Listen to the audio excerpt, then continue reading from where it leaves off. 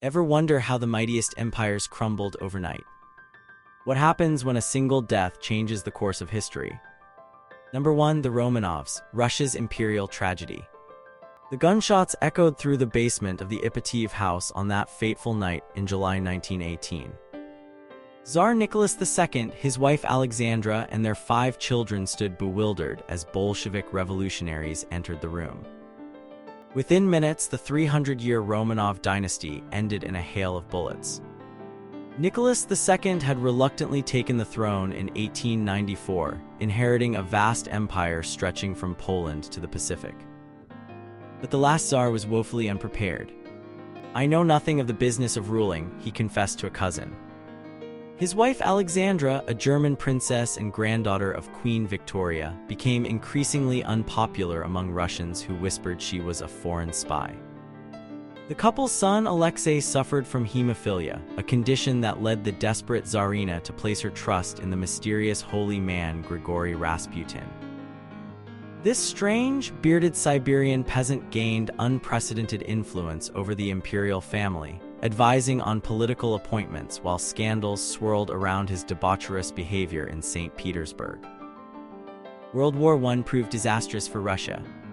Millions died, food shortages crippled cities, and revolutionary sentiment boiled over.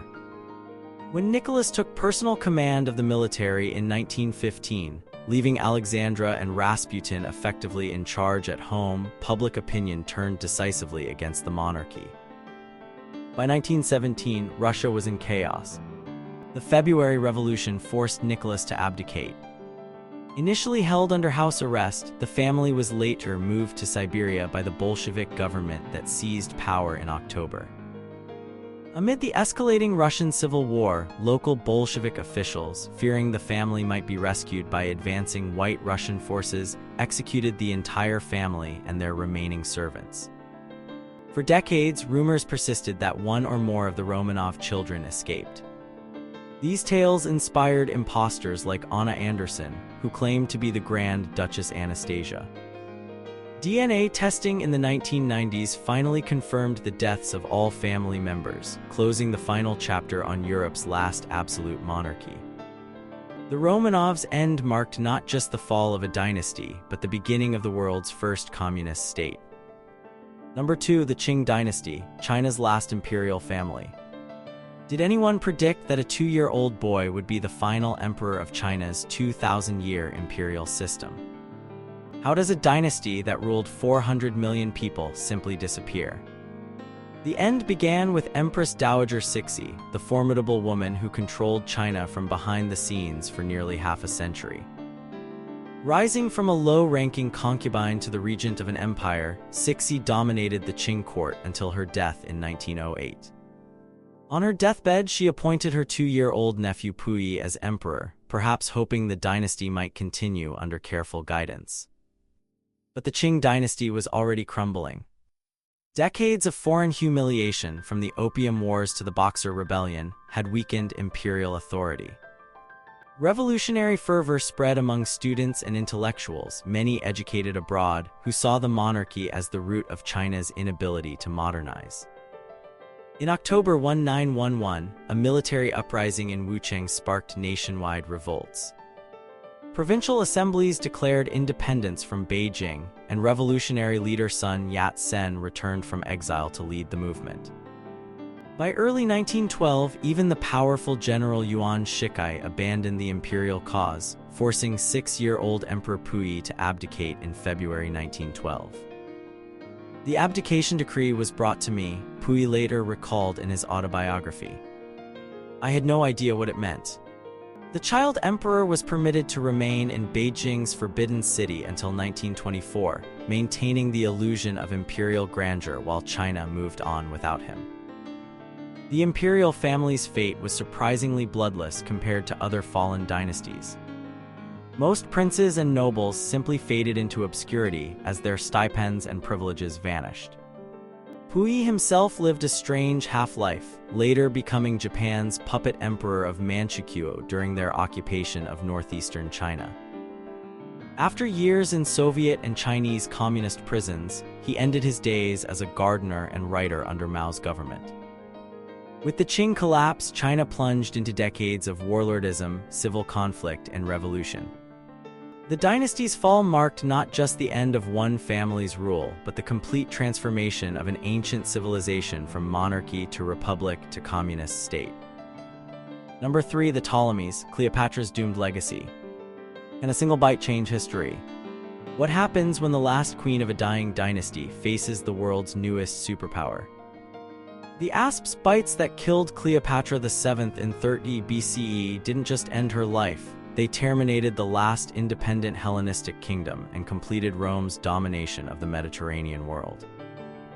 As the last active ruler of Egypt's Ptolemaic dynasty, Cleopatra's death meant Egypt would become just another Roman province. The Ptolemies weren't native Egyptians but Macedonian Greeks, descendants of Ptolemy I, one of Alexander the Great's generals who claimed Egypt after Alexander's death in 323 BCE. For nearly 3 centuries, they ruled Egypt as pharaohs while maintaining Greek culture, establishing Alexandria as the ancient world's intellectual center with its legendary library. Family dynamics in the Ptolemaic house were notoriously turbulent. Incestuous marriages between brothers and sisters were common, supposedly to preserve bloodlines but primarily to keep power concentrated. Court intrigue regularly exploded into murder as family members eliminated rivals with poison, strangulation, and more creative methods of assassination. Cleopatra VII inherited this volatile legacy when she became co-ruler with her younger brother Ptolemy XIII around 51 BCE. Their father Ptolemy XII had left a kingdom deeply in debt to Rome and increasingly trapped in the web of Roman politics. Civil war erupted between the siblings until Julius Caesar arrived in Egypt, backing Cleopatra's claim and beginning their famous relationship. After Caesar's assassination in 44 BCE, Cleopatra aligned with Mark Antony, one of Rome's most powerful generals. Their romantic and political partnership produced 3 children and created an Eastern Mediterranean power bloc that threatened Caesar's adopted son Octavian, who controlled Rome and the western provinces. The conflict culminated in the naval Battle of Actium in 31 BCE. After their defeat, Antony and Cleopatra fled to Alexandria, where both committed suicide as Octavian's forces closed in Antony by sword, Cleopatra allegedly by inducing an asp to bite her. Octavian, soon to become Emperor Augustus, had Cleopatra's son by Caesar, Caesarion, executed. Her children with Antony were spared but paraded through Rome as captives before being raised by Antony's Roman wife. Egypt's immense wealth flowed into Roman coffers, financing Augustus's transformation of Rome from republic to empire. The 3-century Ptolemaic dynasty ended, and Egypt wouldn't regain independence for nearly 2,000 years. Number 4, the Habsburgs, an archduke's assassination changes everything. What happens when a wrong turn by a chauffeur alters the fate of millions? How can a single bullet end a dynasty that dominated Europe for centuries? When Archduke Franz Ferdinand's car accidentally turned onto Franz Joseph Street in Sarajevo on June 28, 1914, it gave assassin Gavrilo Princip an unexpected second chance. His fatal shots killed not just the heir to the Austro-Hungarian throne and his wife Sophie, but ultimately brought down the 640-year Habsburg dynasty and triggered the First World War. The Habsburgs had risen from minor Swiss nobility to rule much of Europe through a remarkable combination of strategic marriages. Others waged war, but happy Austria, merry, diplomatic maneuvering, and occasional military victories. At their height under Charles V in the 16th century, Habsburg lands included Spain, the Netherlands, Austria, parts of Italy and Germany, and vast American colonial possessions. By the early 20th century, the dynasty had consolidated into the Austro-Hungarian Empire, a multinational state encompassing modern Austria, Hungary, Czech Republic, Slovakia, Croatia, and parts of Poland, Romania, Italy, Ukraine, and the Balkans. Ethnic tensions simmered under the surface of this diverse empire, with nationalistic movements gaining strength. Franz Ferdinand, nephew of Emperor Franz Joseph, was not a particularly popular figure within the court.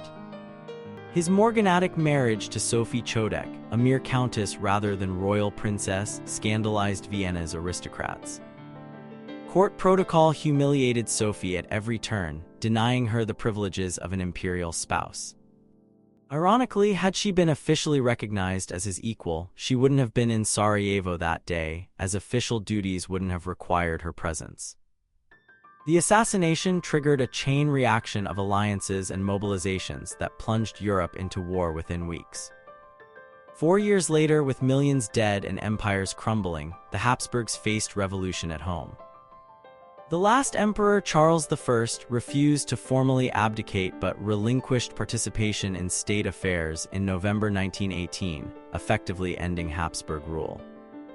Post-war treaties dismantled the empire into separate nations. The Habsburg family was banished from Austria, their property confiscated. Charles made 2 failed attempts to reclaim the Hungarian throne before being exiled to Madeira, where he died of pneumonia in 1922, just 34 years old. His son Otto, who never ruled, became a prominent European politician and lived long enough to see the European Union partially fulfill his father's dream of a united Central Europe.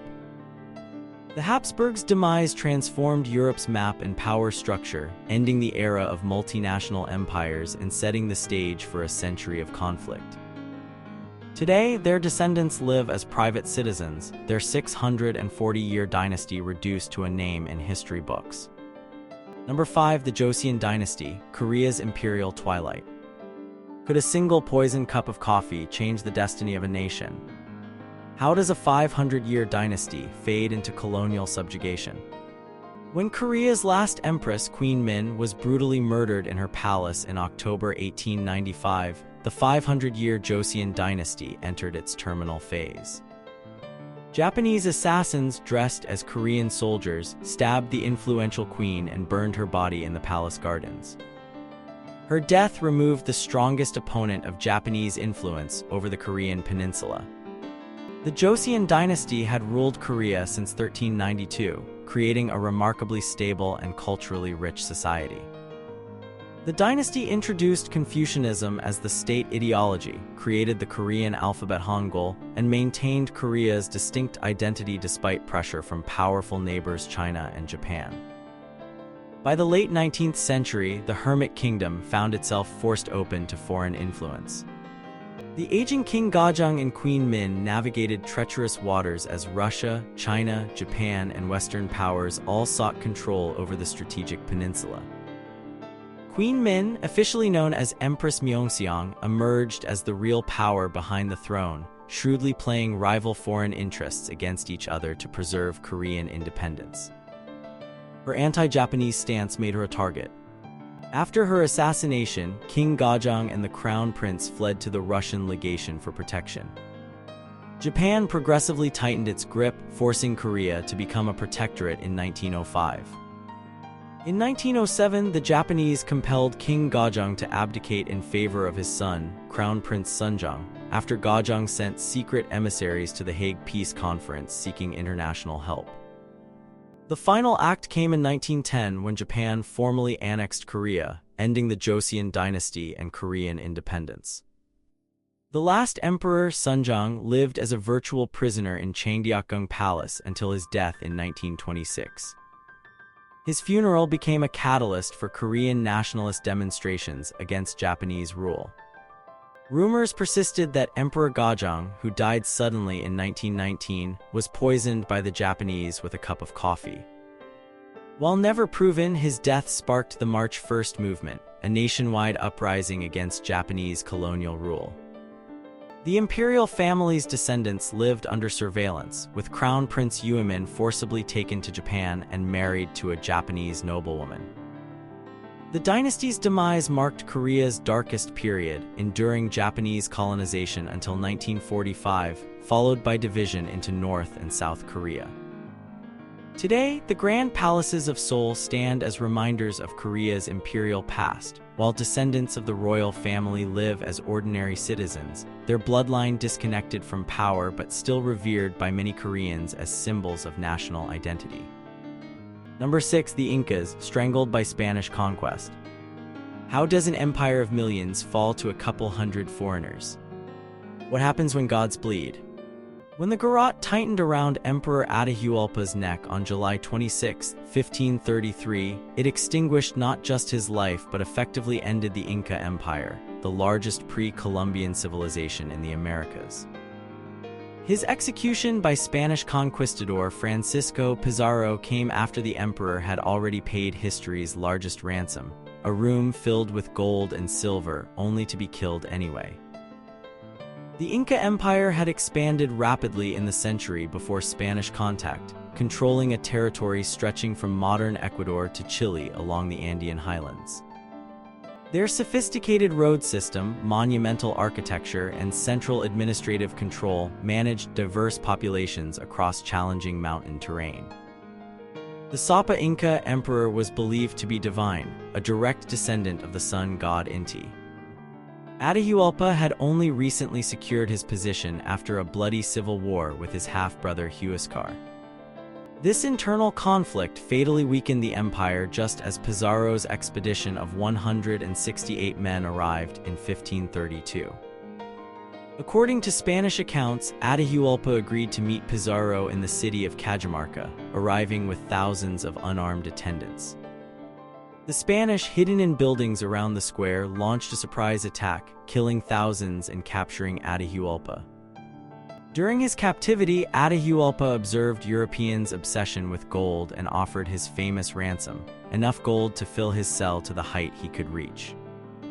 The Spanish accepted, and for months, llama trains brought treasures from across the empire. Sacred objects, artwork, and architectural elements melted down to satisfy European greed. After receiving the ransom, Pizarro charged Atahualpa with crimes including idolatry and fratricide. The emperor was sentenced to be burned at the stake, a horrifying prospect for someone who believed his body needed to be preserved for the afterlife. Offered the mercy of strangulation if he converted to Christianity, Atahualpa accepted baptism as Francisco before being garroted. The Spaniards installed a puppet emperor, Tupac Hualpa, who died mysteriously within months. His successor, Manco Inca, initially cooperated before escaping and leading a massive rebellion. Though his uprising nearly succeeded in retaking Cusco, Spanish reinforcements ultimately prevailed. Manco established a neo-Inca state at Vilcabamba in the remote jungle, where successive emperors maintained resistance until 1572, when the Spanish captured and executed the last Inca ruler, Tupac Amaru. The aftermath was catastrophic for indigenous populations. European diseases like smallpox had already begun decimating communities who lacked immunity. Spanish colonial exploitation, including the notorious Mita system of forced labor in silver mines, further devastated Andean peoples. The royal Inca bloodlines didn't entirely vanish. Some intermarried with Spanish nobility, while others maintained their identity among indigenous communities. However, the empire founded by legendary Manco Capac and built by emperors like Pachacuti had effectively ended with Atahualpa's execution. Number 7. The Julio-Claudians. Nero's suicide ends Rome's first dynasty. What happens when the most powerful person in the world loses everyone's support? How does absolute power corrupt absolutely? When Emperor Nero pressed a dagger to his throat in June 68 CE, forcing his secretary to help complete the suicide, he ended not just his own bizarre reign but the Julio-Claudian dynasty that had founded the Roman Empire. His famous last words, "What an artist dies in me," captured the theatrical narcissism that had characterized his 14-year rule. The Julio-Claudian dynasty began with Augustus, Rome's first emperor, who transformed the republic into an imperial system after defeating Mark Antony. Though maintaining republican facades, Augustus established a hereditary monarchy connecting two prestigious families, the Julii through his adoption by Julius Caesar, and the Claudii through his wife Livia's lineage. This dynasty produced some of history's most notorious rulers. Tiberius, Augustus's brooding stepson, retreated to Capri while his Praetorian prefect Sejanus ran the government. Caligula's brief reign featured extravagant spending, sexual scandals, and apparent madness before his assassination. Claudius, initially mocked for his physical disabilities, proved an able administrator but was likely poisoned by his wife Agrippina, who sought to place her son from a previous marriage on the throne. That son was Nero, who began promisingly under the guidance of philosopher Seneca and Praetorian commander Burrus. But as Nero assumed direct control, things deteriorated rapidly. He had his mother Agrippina murdered, kicked his pregnant wife Poppaea to death, and married a man named Sporus who supposedly resembled his former wife. When fire devastated Rome in 64 CE, rumors spread that Nero had started it to clear land for his massive Golden House palace complex. The emperor blamed Christians, launching the first imperial persecution. His extravagance drained the treasury, and his compulsion to perform on stage as an actor and lyre-player, scandalous behavior for a Roman aristocrat, eroded his dignity. Military revolts finally broke out in 68 CE. The Senate declared Nero a public enemy, and his Praetorian guards abandoned him. Fleeing the city, Nero hid in a freedman's villa outside Rome until, hearing approaching horsemen, he committed suicide rather than face execution. With no direct heirs, his only daughter died in infancy. The Julio-Claudian line ended. The power vacuum triggered the Year of Four Emperors, a brief civil war eventually won by Vespasian, who founded the new Flavian dynasty. The Julio-Claudians' legacy endured through institutions they established and massive building projects, but their tendency toward paranoia, excess, and family violence became cautionary tales about the corrupting nature of absolute power. Number 8. The Tudors. Elizabeth's childless death ends a dynasty. What happens when the Virgin Queen dies without an heir? How does a dynasty that changed religion, launched a navy, and nurtured Shakespeare simply fade away? When Queen Elizabeth I drew her final breath at Richmond Palace on March 24, 1603, the Tudor dynasty died with her. The 69-year-old monarch, whose father Henry VIII had famously changed wives 6 times in pursuit of a male heir, ultimately proved the last of her line, never marrying or producing children. The Tudor dynasty had begun dramatically with Henry Tudor's victory over Richard III at Bosworth Field in 1485. As Henry VII, he married Elizabeth of York, uniting the warring houses of Lancaster and York that had fought the Wars of the Roses. Their son Henry VIII's desperation for a male heir led to the English Reformation when Pope Clement VII refused to annul his first marriage to Catherine of Aragon. Despite 6 marriages, Henry produced only 3 legitimate children who survived infancy: Mary by Catherine of Aragon, Elizabeth by Anne Boleyn, and Edward by Jane Seymour. When the sickly Edward VI died at 15 in 1553, his attempt to place his Protestant cousin Lady Jane Grey on the throne failed. Mary I became England's first ruling queen, restoring Catholicism and earning the nickname Bloody Mary for burning Protestant heretics. Elizabeth I, succeeding her half-sister in 1558, steered England back to Protestantism while avoiding religious extremes.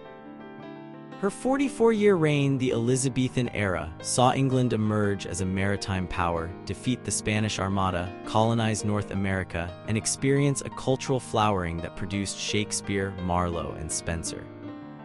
Throughout her reign, the marriage question dominated politics. Parliament repeatedly urged her to marry and produce an heir. Suitors included Philip II of Spain, various French princes, and English nobles like Robert Dudley. Elizabeth entertained proposals but ultimately remained single, declaring herself married to England and embracing the persona of the Virgin Queen. As she aged, the succession question grew urgent. Elizabeth refused to name an heir, knowing this could create a dangerous rival court. Her closest Tudor relative was Mary, Queen of Scots, but Mary's Catholicism made her unacceptable to English Protestants. After Mary's involvement in plots against Elizabeth led to her execution in 1587, her son James VI of Scotland became the logical successor.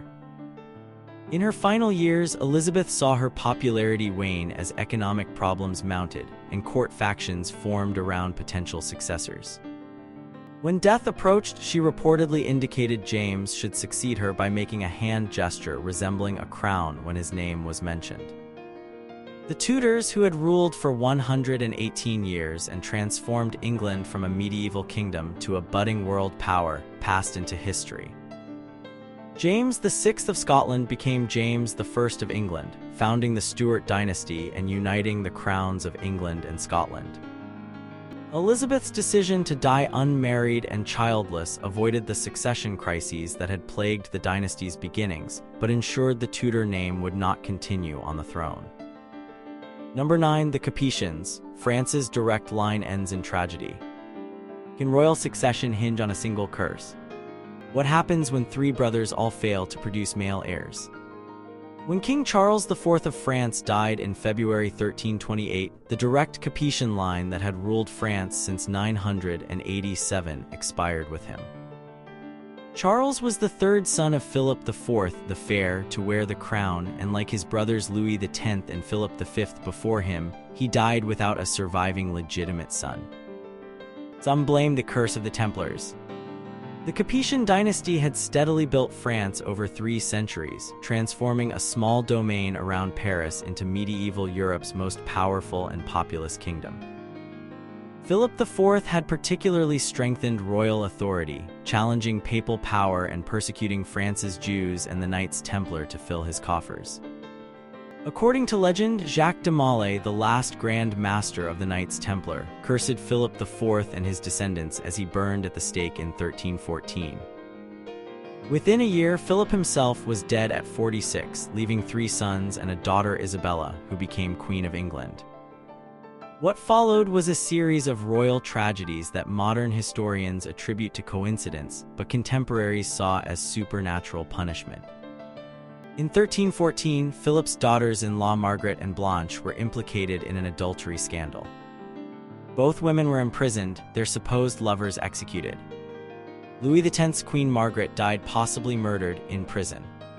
Louis X remarried and died suddenly in 1316 after a tennis game, leaving a pregnant wife, Clemence of Hungary. When Clemence delivered a son, John I, the infant lived only 5 days, causing the crown to pass to Louis's brother Philip V. Philip ruled for 6 years but produced only daughters before dying at 30, passing the crown to Charles IV, the last brother. Charles IV, having annulled his first childless marriage, wedded twice more. His third wife, Jeanne d'Evreux, was pregnant when he died in 1328, raising the question of regency until birth. If she delivered a son, the Capetian direct line would continue. If a daughter, the succession would pass elsewhere. When Jeanne gave birth to a daughter in April, the crown moved to Charles's cousin, Philip of Valois, beginning the Valois dynasty. This succession was immediately contested by Edward III of England, whose mother Isabella was Philip IV's daughter, technically giving him a closer blood relationship to the last king. France invoked Salic law, which prohibited inheritance through female lines, rejecting Edward's claim. This dispute became a primary cause of the 100 Years' War between England and France. Though the direct Capetian line ended, their wider family continued ruling in various branches. The House of Valois descended from a younger son of Philip III, while the later Bourbon kings traced their lineage to a son of Louis IX. Even today's pretenders to the French throne claim Capetian descent, making it one of history's most enduring royal bloodlines despite the mysterious 3-brother dynasty-ending tragedy of the early 14th century. Number 10. The Rurikids, Ivan the Terrible's family tragedy. Can a single moment of rage destroy centuries of dynastic continuity? What happens when a czar kills his own heir? In a fit of uncontrollable anger in November 1581, Tsar Ivan IV of Russia struck his son and heir with his pointed staff, delivering a fatal blow to the head. As Prince Ivan lay dying, his father reportedly flung himself on the body, kissing his son's face and crying, "I've killed my son, I've killed my son." This moment of paternal violence ultimately doomed the Rurikid dynasty that had ruled Russian lands for over 700 years. The Rurikids traced their lineage to Rurik, a semi-legendary 9th-century Viking chieftain who established the first East Slavic state. Over centuries, his descendants ruled various principalities, with Moscow's branch eventually consolidating power. Ivan IV, better known as Ivan the Terrible, became the first to take the title Tsar of all Russia after his coronation in 1547. Ivan's reign began with promising reforms but descended into paranoia and violence, particularly after the death of his beloved first wife Anastasia in 1560, which he believed was caused by poisoning. He created the Oprichniki, a personal guard secret police who terrorized the aristocracy, and launched the devastating Livonian War against Western neighbors. His mental instability grew worse through the 1570s, with periods of religious penance alternating with sadistic cruelty. His relationship with his eldest son and heir, also named Ivan, was complicated.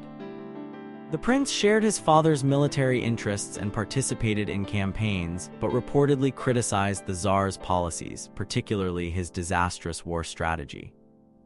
The fatal confrontation allegedly occurred when the Tsar discovered his pregnant daughter-in-law wearing immodest clothing and beat her, causing a miscarriage. When Prince Ivan confronted his father about this assault, the Tsar's staff found the young man's temple with deadly accuracy. With his competent heir dead, the succession passed to Ivan's second son Fyodor, who was intellectually disabled and unfit to rule independently. When Ivan the Terrible died in 1584, Fyodor became Tsar, but real power rested with his brother-in-law, the capable boyar Boris Godunov. Fyodor died childless in 1598, ending the main Rurikid line. The time of troubles followed as Boris Godunov, false pretenders claiming to be Ivan's mysteriously disappeared youngest son Dmitry, and various boyar factions fought for control.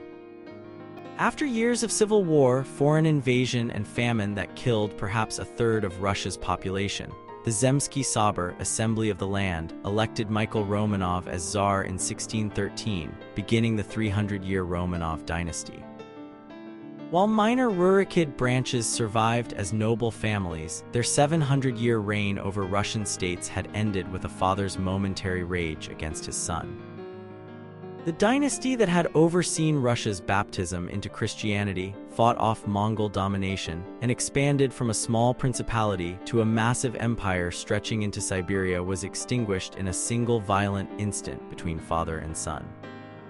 Have dynasties truly vanished, or do they live on in the blood of distant relatives walking among us today? When the next global crisis comes, will some forgotten royal descendant emerge to reclaim an ancient throne?